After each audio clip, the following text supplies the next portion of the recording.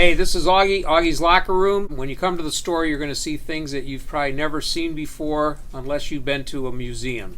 Great items that go back to the Rockney era to the present. Website, augieslockerroom.com. Visit us here or the website. Tim O'Malley from Keenan Memorial Stadium in Chapel Hill, and this is a major test for Notre Dame, Tim. I think we've looked at defenses that gave Notre Dame's offense trouble. This North Carolina defense should not. But the offense is going to be a problem for the Irish, and if they don't tackle well, if they're not focused for 4 quarters, it could get out of reach for an offense led by Drew Pine right now.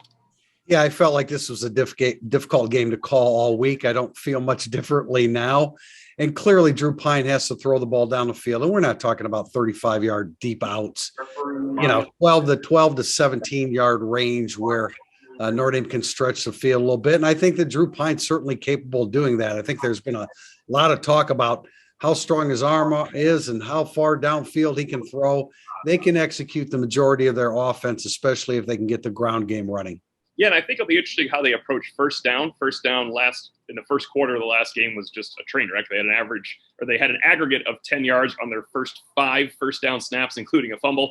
Thereafter, they kind of settled in running and mixed in the short passing. Those short passes were turning into a 19-yard gain, a 21-yard touchdown, a 36-yard gain.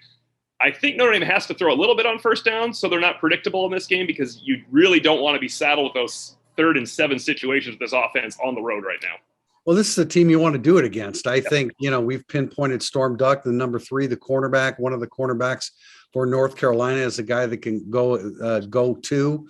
I don't expect a huge pass rush from North Carolina, although keep your eye on Noah Taylor, the Virginia transfer, who's certainly capable of rushing the passer. But I think this is a game that, Notre Dame can take advantage of some of those things, but still, first and foremost, and you're right, Tim, they can throw on first down. They need to throw on first down, but first and foremost, Notre Dame should be able to run the football. They have a size advantage. I like North Carolina's linebackers, and I like Noah Taylor, but I think that you can do some things with those guys and push them around a little bit. And certainly Notre Dame's offensive line comes into this game with a lot of confidence built up from the performance against a decent Cal front last week. And I think the challenge, obviously, for Notre Dame's defense is that back 7 tackling an array of skill position players for North Carolina and quarterback Drake Maye. They struggled tackling Sam Howell last year. He was superhuman in that game. I don't expect Drake Maye to have that impact where he's bouncing off people like a pinball machine, but the Notre Dame back 7 has to tackle well.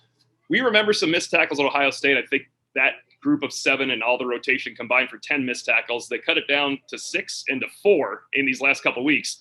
If there's only 4 missed tackles against North Carolina, you're going to see a sterling defensive effort. I do think Notre Dame really needs to control that, because yards are coming for North Carolina. You just have to be able to limit it after the catch. Yeah, and the guy that Notre Dame really has to tackle is a true freshman. Omarion Hampton is a really good running back, and a guy that they have to keep an eye on. But, again, Drake Maye, we've talked about Drake Maye, probably, over-talked him throughout the week against lesser competition, but I don't buy that whole lesser competition. You watch him play and you know that he's very capable, but they need to make him feel uncomfortable in the pocket.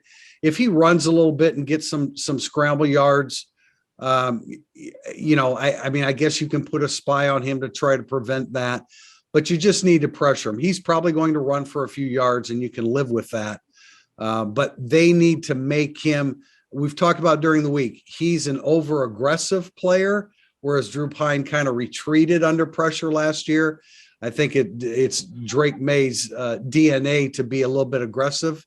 We can say it every week. Notre Dame's going to get a pick one of these weeks, and this could be one where you pressure the young quarterback and make him do something overly aggressive. And I think the red zone on both sides is going to be very important. I mean, sometimes that goes without saying, but Notre Dame getting a turnover on downs against North Carolina in the red zone, Notre Dame holding North Carolina to a couple field goals in the red zone, and the Irish cashing in. I expect Carolina to have more red zone trips. I think Notre Dame has to even that out by scoring touchdowns on theirs and coming up big with that defensive line trying to stop the Tar Heels offense. Well, Tim, I think red zone is huge in this game. Notre Dame has only made 7 red zone penetrations offensively, but they've scored 6 times. Now, North Carolina, you talk about Notre Dame having to hold in the red zone. North Carolina's 10 of 11 touchdown-wise down there, but they are poor defensively. So Notre Dame needs to continue to take advantage in the red zone against North Carolina, whereas Notre Dame has scored 6 out of 7 touchdowns down there. North Carolina has allowed 6 out of 7 touchdowns in the red zone. And in addition to those red zone issues, Notre Dame will be without J.D. Bertrand for the first half, but they're also probably going to be without a very important cog to the offense, a guy that has developed over the last 3 weeks, Tim.